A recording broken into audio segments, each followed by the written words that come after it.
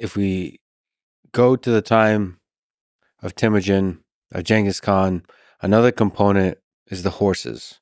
Can we talk about their relationship with the horse? They're thinking about this open steppe from a young age. They've been, all Mongols are trained to master riding horses, as you write, while standing on the horse.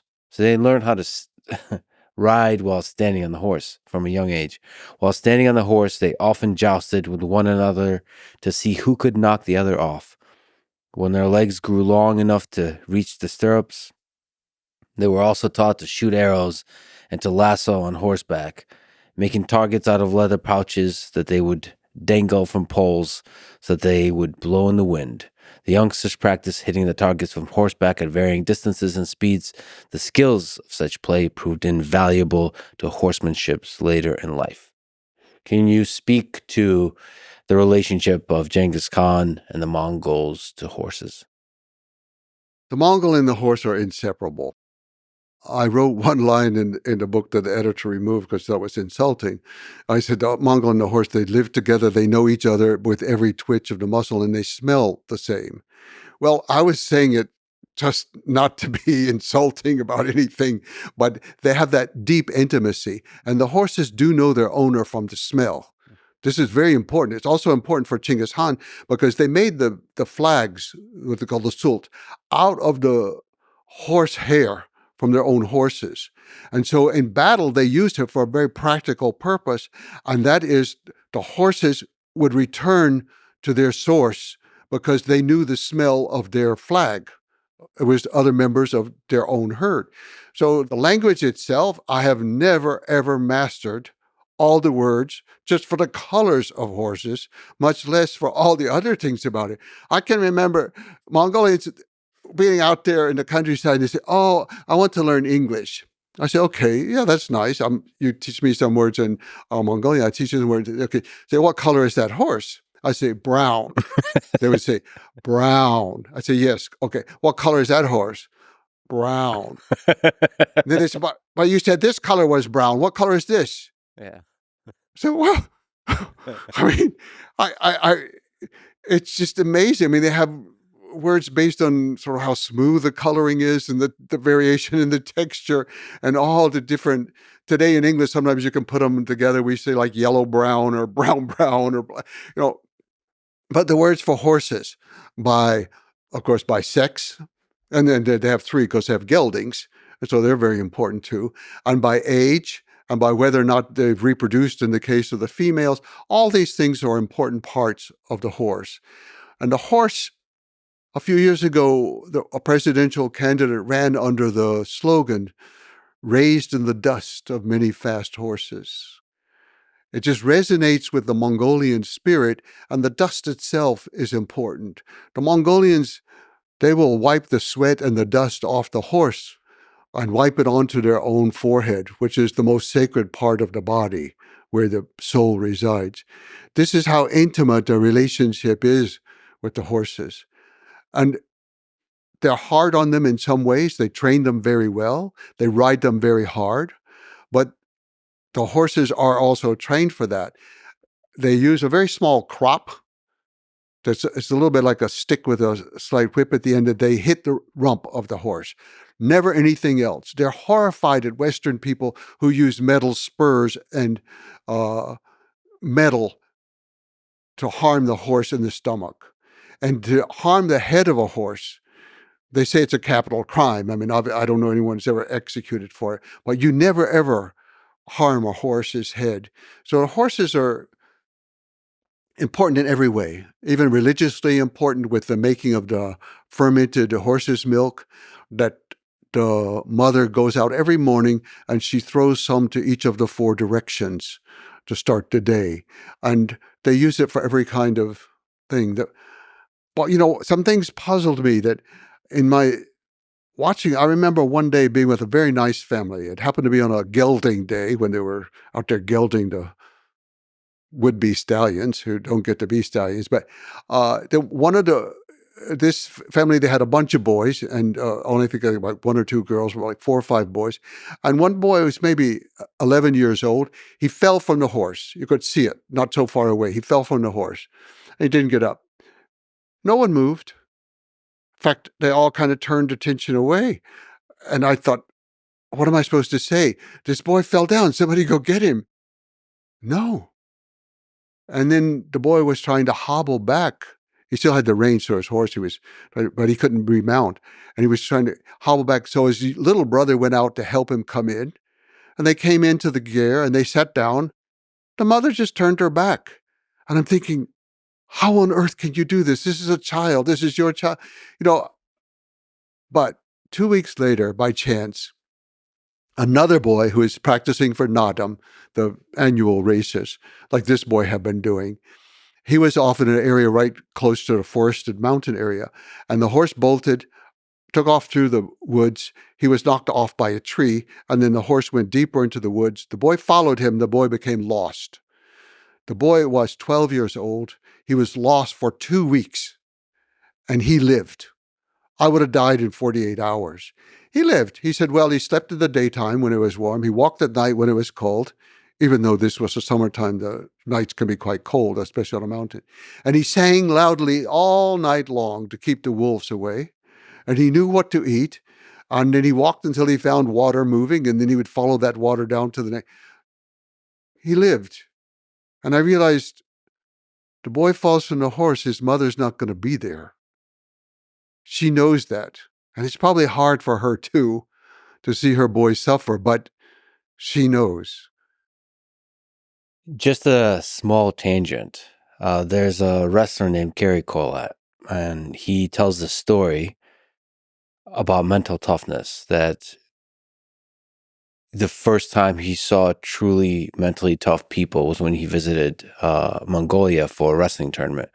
And he remembered that they were taking showers in ice cold water.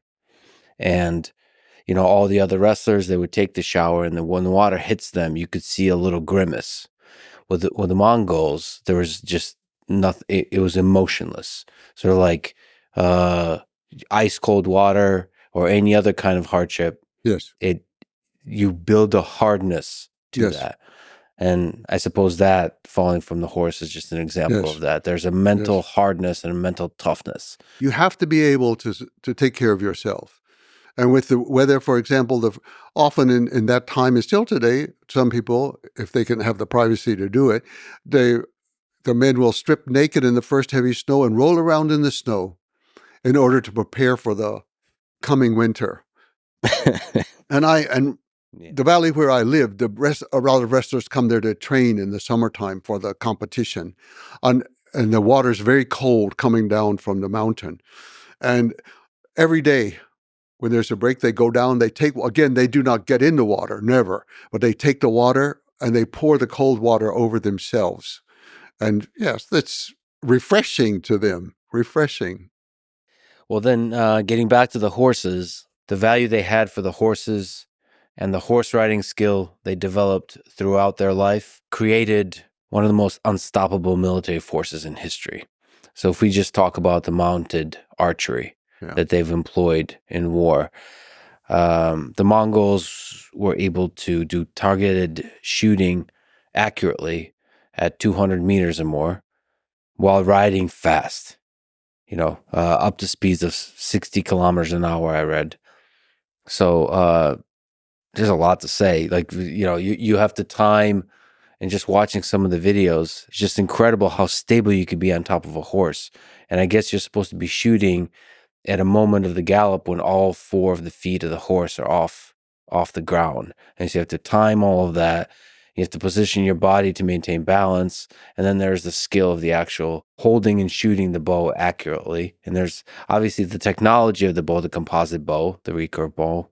They've also, I read, used crossbows later. They've adapted the technology. And there's a particular kind of thumb draw that you use for shooting with the composite bow that works for a horse, because the thing is bouncing up and down, right? So you have to not drop the arrow. It's just incredible to be able to shoot while the horse is going 60 kilometers an hour. Anyway, can you speak to this kind of exceptional excellence that the Genghis Khan and the Mongols had for riding horses and engaging in war off of the horse. The Mongol, the horse, and the bow were a perfect combination, and it was the most lethal weapon known to the world before the modern era. It was incredible, the synchronization and the timing of the movements, and also the years of skill. The fact that from absolute birth, the Mongols would be on a horse. And by 3 years old, they would probably be riding alone on the horse. Now, when I first went to Mongolia in the 1990s, at that time, all jockeys on horses for races had to be under 6 years old.